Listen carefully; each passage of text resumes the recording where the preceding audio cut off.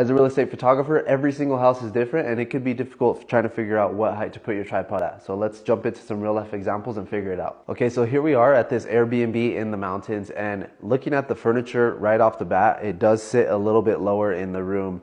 It's not very high and it does have some decently high ceilings. The ceiling is a little bit vaulted. So a couple things here. For one, I typically like to just drop these legs down here and I'll use my hand as a measurement. I'll usually kind of do a hang loose sign, put this right in between and kind of just snap these so they're all at an even length. If I go all the way, it's a little bit too tall, so that's why I like to use my hand and just snap it like right there.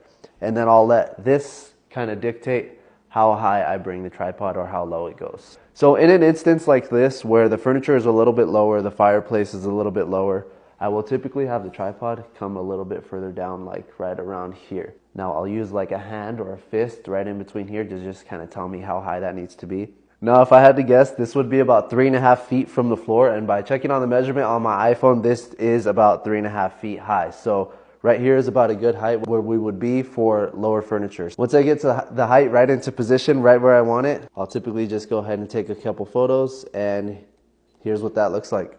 All right guys, same house, now looking at a different scenario. Usually in a kitchen, we want to bring the tripod a little bit higher because we don't want to be looking underneath the cabinets and up into the kitchen. So for that reason, I'll typically bring these tripod legs all the way down.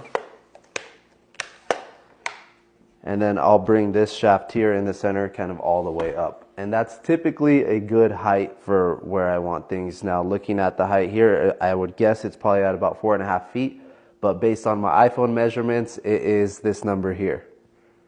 Okay. All right guys, so this is a pretty good height for me to be kind of just above the cabinetry. So I'm not looking under it, but I could still see on top of the countertops. And here's what these shots would look like.